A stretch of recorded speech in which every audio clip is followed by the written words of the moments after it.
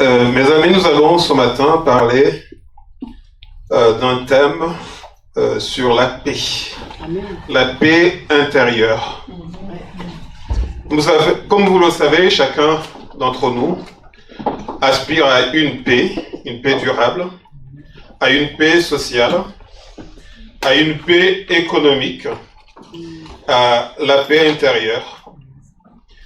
Le terme paix a été utilisé plusieurs fois dans la Bible. Des fois pour se dire bonjour. Souvent nous disons shalom,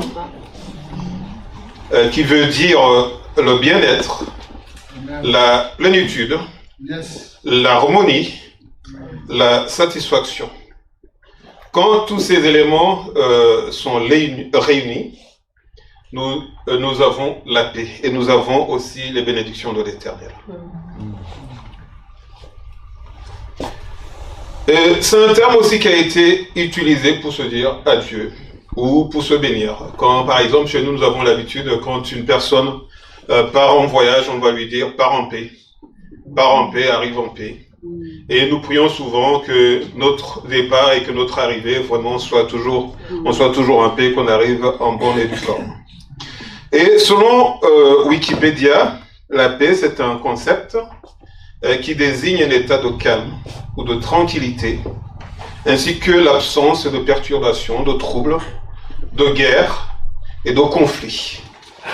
Elle correspond à un idéal social et politique. Pour bien aborder notre sujet de ce jour, nous allons nous appuyer dans un message qui est en Genèse chapitre 13. Genèse chapitre 13, à partir du verset 1.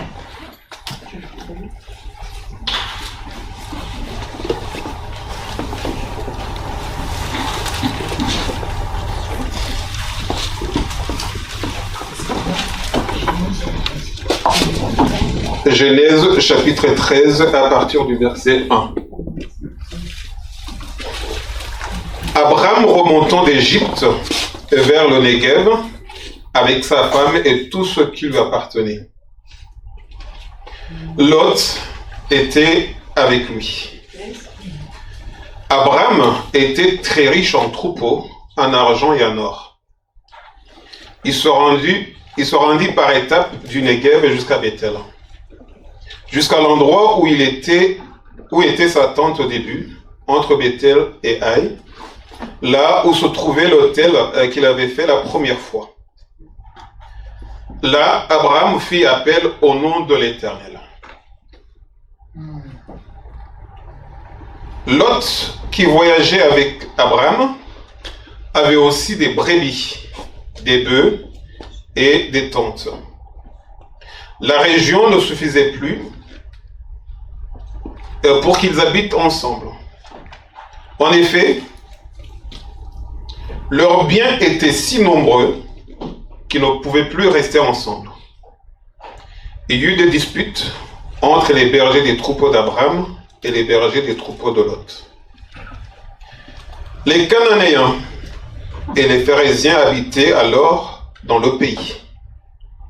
Abraham dit à Lot qu'il n'y ait donc plus de dispute entre moi et toi, ni entre tes bergers et les miens, car nous sommes frères.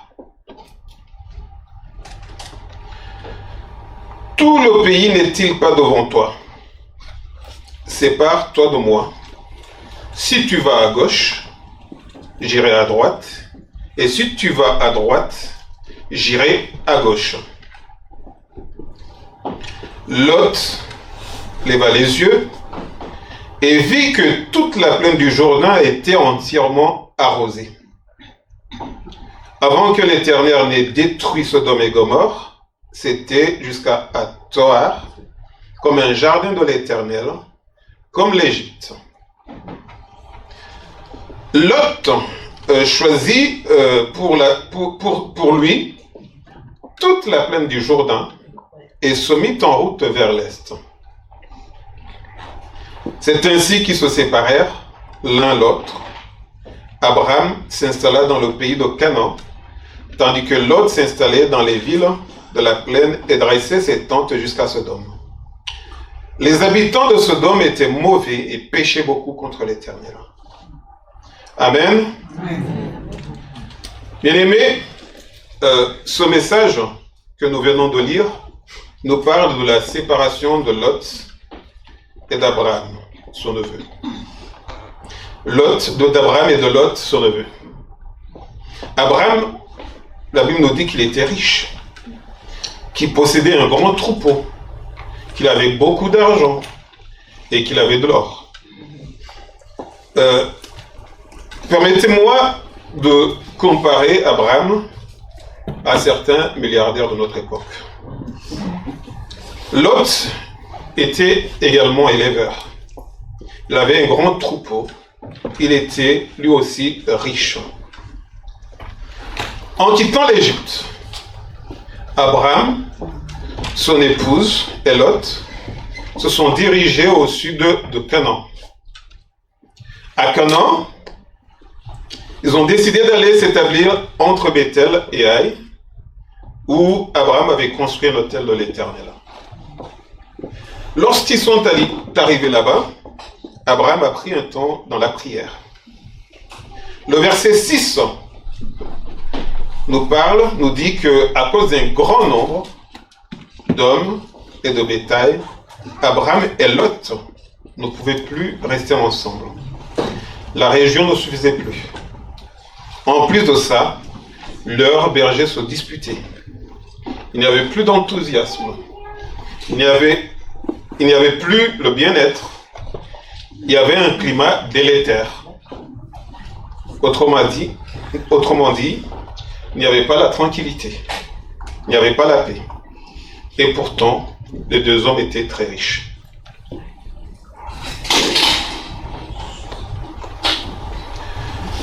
Comme vous le savez, Abraham avait une promesse de bénédiction bien avant qu'il quitte son pays de naissance, Haran, et qu'il quitte son clan.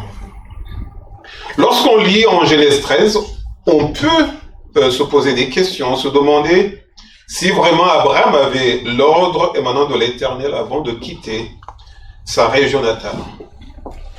Si oui, pourquoi l'Éternel aurait accepté qu'il se déchire, qu'il se sépare? N'était-il pas possible de trouver une autre solution? Une réconciliation, par exemple. À proximité de là où ils se trouvaient, il y avait d'autres territoires immenses, et ils auraient pu s'établir. Je pense que cette période, pour Abraham, est un moment d'épreuve. Il n'arrivait pas à prendre plus de temps pour communier avec l'Éternel, comme il en avait l'habitude. Il venait de quitter l'Égypte, où il s'était rendu lorsque la famine sévissait dans sa région, dans la région où il s'était installé. En Égypte, pour sa sécurité, il avait il a convenu avec sa femme de dire que c'est sa sœur. Mes chers amis, la famine, l'exil, les disputes et d'autres pensées sur son clan qu'il a laissé dans son pays de naissance constituent ici des vecteurs du mal-être d'Abraham et sa famille sur cette période. Pourtant, Abraham n'a cessé de prier l'Éternel, son Dieu. Il avait même construit un autel pour l'Éternel à Sichem, Genèse 12, verset 6, entre Bethel et Haï, Genèse 12, verset 8. Mais Abraham ne savait pas quoi faire. Se séparer d'un membre de famille, mes chers amis, ce n'est pas une chose facile. C'est une équation à plusieurs inconnus. Abraham était, on peut le dire, devant un dilemme. Je pense qu'il n'arrivait plus à bien dormir la nuit. À mon avis, Abraham avait plusieurs questions sans réponse. Que dirait ma famille si je me sépare de mon neveu? quelle serait la réaction de Lot, de ma femme, de mes amis, des voisins? Quelle serait mon image après cette séparation? Quel impact aurait cette séparation, cet acte dans la vie de l'Église? Comment procéder? Toutes ces questions, Abraham devait se les poser jour et nuit, et il n'arrivait pas à dormir. Donc vous le savez, mes chers amis, c'est pas évident de dire à un proche: je ne veux plus de toi chez moi. Prends tes affaires et pars. J'en ai marre de me disputer avec toi. Je n'en peux plus de tes provocations. Ton attitude est insupportable. Tout ça, c'est vraiment pas évident de le dire. Dans la vie courante, ce n'est pas évident non plus d'aller vers un proche qui a toujours vécu sous le même toit et lui annoncer que tu pars car tu n'as plus envie de rester avec lui. Un couple, par exemple, qui se déchire. L'un pourra peut-être un jour se dire un matin: je pars, j'en peux plus. Mais mes chers amis, Abraham n'avait pas le cœur tranquille. Il n'avait pas la paix intérieure que Dieu nous donne. Ce qui lui est arrivé peut aussi nous arriver. Abraham avait une promesse, la promesse de bénédiction. Il était riche, mais tout cela ne l'a pas empêché de traverser une période difficile. Dieu l'aimait, oui, mais face à la famine, face à l'exil, il a préféré le mensonge car il craignait d'être tué par les Égyptiens. Face aux disputes, il n'avait pas de solution. Il est possible qu'Abraham s'est peut-être demandé si réellement c'est l'Éternel qui lui a promis des bénédictions avant qu'il quitte son pays, avant qu'il quitte sa région. Les promesses qu'il avait tardé à se réaliser.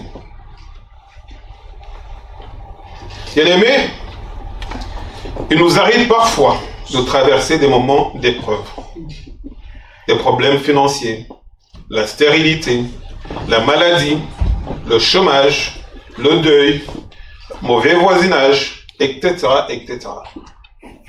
Souvent, nous avons tendance à accuser l'Éternel, à se détourner de son amour, car il n'a pas exaucé nos prières. Dans une situation pareille, il faut se poser les bonnes questions. Qu'est-ce qui ne va pas chez moi? Est-ce que je ne suis pas responsable de ce qui m'arrive en ce moment, dans mon couple, dans ma famille, sur mon lieu de travail? N'est-il pas possible de me former pour trouver rapidement un travail? N'est-il pas possible de trouver un logement à loyer modéré pour ne pas avoir à s'inquiéter chaque fin de mois? Ne suis-je pas dans le péché, etc., etc. Après l'examen de conscience, il faut passer aux actes. Ne restons pas les bras croisés. Nous devons tous faire les démarches, entreprendre les démarches indispensables pour nous sortir de cette impasse. La Bible nous dit dans Proverbe 6, verset 16, qu'il y a 6 choses que le Seigneur déteste et ne supporte absolument pas. Le regard orgueilleux, par exemple, la bouche qui trompe, la main qui font couler le sang innocent, l'esprit qui projette l'injustice, le pied qui court faire le mal, les faux témoins qui débutent des mensonges, l'homme qui sème la discorde entre ses frères. Bien-aimé, tu as une promesse, j'ai une promesse, mais cette promesse, elle tarde à se réaliser, car tu as endurci ton cœur. Tu ne souhaites pas te détourner de ton mauvais chemin, mais tu attends toujours la promesse. La première chose à faire, c'est se détourner de ta mauvaise direction, c'est nous détourner de notre mauvaise direction avant de poursuivre nos prières. Dans 1 Jean 1, verset 9, il nous est dit que lorsque nous confessons nos péchés, nous pouvons avoir confiance en Dieu, car il est juste, il pardonnera nos péchés et nous purifiera de tout mal. Nous nous attardons le plus souvent sur les promesses qui mettent longtemps à se réaliser. Et nous ignorons que celui qui a fait la promesse le fait en son temps. Sachez que nous devons aussi jouer notre rôle. Être en paix avec le monde, être en adéquation avec ses règles et prescriptions, être digne de recevoir les bénédictions. Vous savez, Abraham avait la promesse de Dieu, mais en Égypte, lui et sa femme ont préféré mentir. Lorsque le pharaon a appris qu'ils avaient menti, il les a expulsés. Une conséquence de vivre dans le péché. Expulsion. Ils sont retournés vivre à Canaan. Ils ont ensuite quitté Canaan pour aller s'installer entre Bethel et Haï, où il a pris la décision de mettre fin à sa relation avec son neveu. Vous voyez, il passe d'une étape à une autre. Canaan, puis Bethel, Haï. On voit qu'il y a une instabilité à cause du péché. On peut dire que c'est des conséquences du péché. Le péché peut te mettre dans une situation d'instabilité. Peut nous mettre dans une situation d'instabilité. La Bible nous dit que lorsqu'ils sont arrivés entre Bethel et Haï, il a pris un temps de prière. J'imagine que c'est là où il a reçu les mots qu'il fallait pour pouvoir se séparer de son neveu. Parce que les disputes, je pense qu'ils ne dataient pas de leur séjour juste entre Bethel et Haï après leur expulsion, mais je pense que ça devait remonter très longtemps. Parce que, comme vous le savez, il avait une promesse de bénédiction, mais ces promesses n'étaient pas encore arrivées. Il a quitté son pays pour partir, et ainsi de suite, jusqu'à ce qu'il traverse la famine, il traverse aussi cette période d'expulsion. Tout ça, c'est vraiment très compliqué. Genèse 13, verset 8 au verset 9. Genèse 13, verset 8 au verset 9, il nous est dit qu'Abraham, il dit à Lot, à ce moment-là, « Nous sommes de la même famille. Qu'il n'y ait plus donc de dispute entre nous, entre mes bergers et les tiens. Séparons-nous plutôt. Tout le pays est à ta disposition. Si tu vas à gauche, j'irai à droite, et si tu vas à droite, j'irai à gauche. » Bien-aimé, Abraham a eu des mots qu'il fallait, et au bon moment. À mon avis, ce n'est pas la seule dispute, une seule dispute qui est à l'origine de cet inconfort dans lequel vivait Abraham. Il y a aussi autre chose, peut-être plusieurs fois des disputes entre lui et son neveu, entre peut-être Lot et sa femme, ainsi de suite, entre Lot et les voisinages. Tout ça peut-être peut constituer un objet, plutôt un motif pour dire pourquoi continuer à vivre avec cet homme qui dérange, qui me rend, disons, qui rend ma vie dure. J'ai bien dit en haut que il a choisi le bon moment pour annoncer à Lot qu'il faut qu'il parte. Vous savez, cohabiter avec quelqu'un dans un petit endroit, dans un studio, par exemple, vous êtes 4 dans un petit studio, c'est inconfortable. Peut-être qu'il s'est dit, voilà, la région ne suffit plus, mais à gauche, à droite, il y a suffisamment de terre, tu peux choisir toi-même maintenant de partir. C'est ainsi qu'Abraham propose à Lot de choisir le lieu, le territoire où il préfère aller s'installer. Et chers amis, lorsque nous sommes devant un problème avec quelqu'un, il est préférable, par tous les moyens, de trouver une solution. Il faut régler ça le plus rapidement possible pour être en règle avec Dieu. La Bible nous dit qu'il faut vivre en paix avec tout le monde. Romains 12, verset 18. S'il le faut, n'hésitez pas à envoyer un message WhatsApp pour t'excuser. S'il le faut, organise une rencontre avec la personne avec qui tu es en conflit. Mes chers amis, tant que ce problème n'est pas réglé, nous ne sommes pas en paix avec nous-mêmes. Nous ne sommes pas en paix non plus avec Dieu. Nos promesses sont retardées. Nos bénédictions sont impactées par notre attitude. La personne avec qui tu es en conflit, tu es indifférent, elle est la première à t'accuser devant Dieu. Elle est la première à t'accuser devant tout le monde. Et sache que cela nuise à l'image de l'Église. Car ceux qui aspirent à devenir chrétiens, ils vont se détourner de cette direction. Car tu as été une barrière, tu as été un obstacle pour eux à cause de ton comportement. Mais avant d'entreprendre ces démarches, il conviendrait de prendre quelques jours de prière afin d'être conduit par le Saint-Esprit. Abraham, on nous dit très bien que lorsqu'il est arrivé entre Bethel et Haï, c'est là où il s'est rendu honorer l'Éternel, le glorifier, le prier, lui rendre gloire. Et je pense que c'est à ce moment-là qu'il a eu une révélation des mots qu'il faut qu'il adresse à l'autre pour lui demander de partir.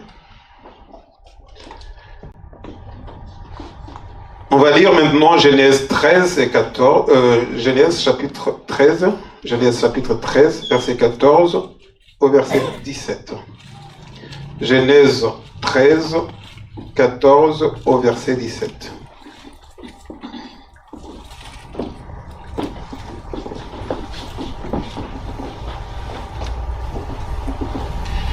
L'Éternel dit à Abraham, après que Lot se fut séparé de lui, « Lève les yeux, et de l'endroit où tu es, regarde vers le nord et le sud, vers l'est et l'ouest.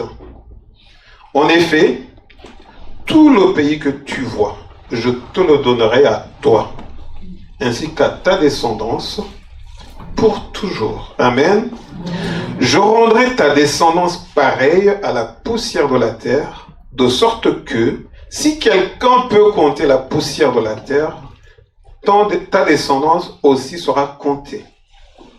Lève-toi et parcours le pays dans sa longueur et dans sa largeur, car je te le donnerai.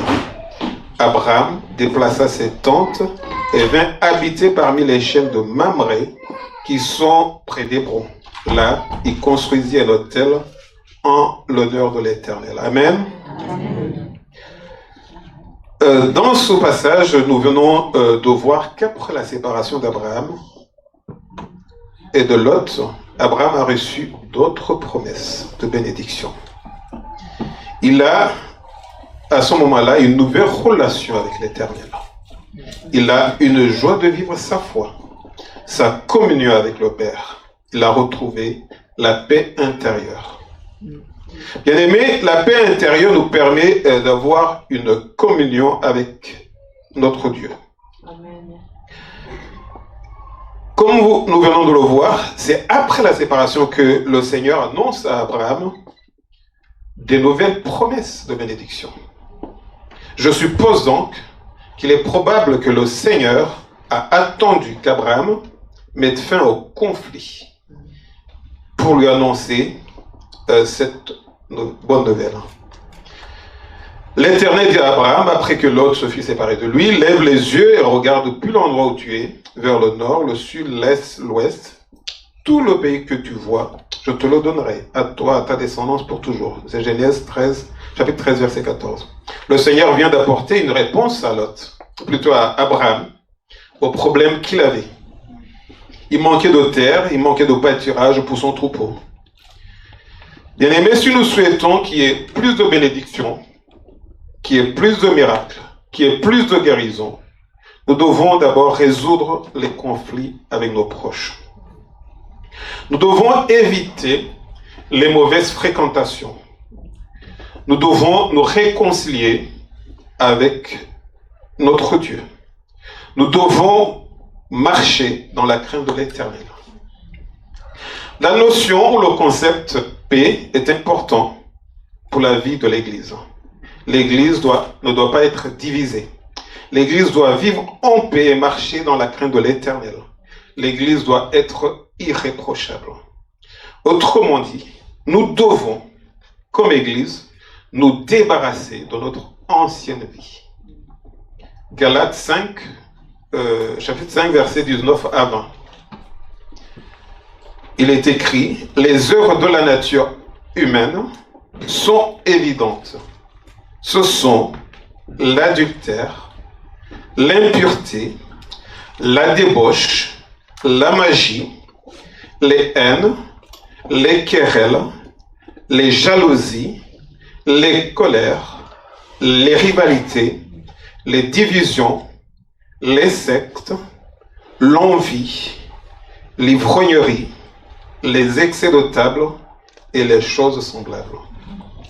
Je vous préviens, comme je l'ai déjà fait, ceux qui ont un tel comportement n'hériteront pas le royaume de Dieu. Amen. Amen. Vous voyez, chez Abraham et Lot, entre Abraham et Lot, il y avait des querelles. Et comme il y avait des querelles, des disputes entre Abraham et Lot et entre leurs bergers, il n'y avait pas de paix, il n'y avait pas la paix intérieure, il n'y avait pas la tranquillité, ils vivaient dans une situation inconfortable. Pour terminer, je vais lire un verset ou deux. En Proverbe 17, il est écrit, verset 1, « Mieux vaut un morceau de pain sec avec la tranquillité qu'une maison pleine de viande avec des disputes. » Amen. Je ne vais pas faire de commentaires. En Matthieu 5, verset 9, il est écrit « Heureux les artisans de paix, ils seront appelés fils de Dieu. » Amen. Amen. Les artisans de paix seront fils de Dieu. Nous sommes tous appelés à être des artisans de paix. Amen. Soyez tous bénis. Amen.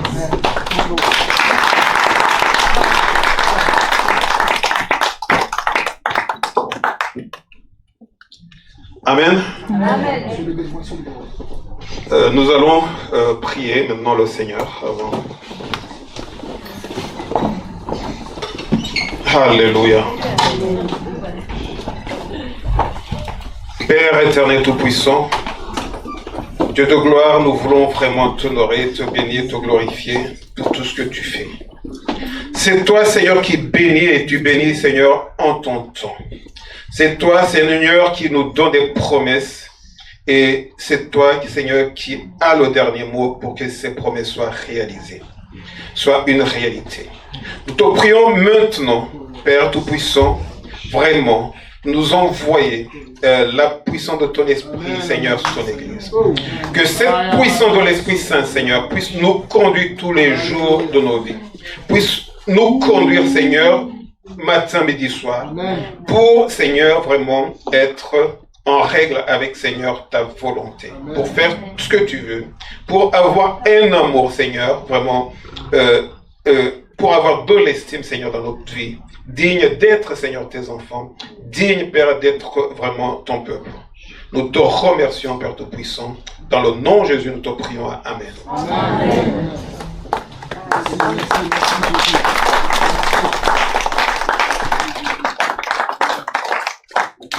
On va maintenant dire au revoir à nos amis du direct. On vous bénit, on vous dit à la semaine prochaine.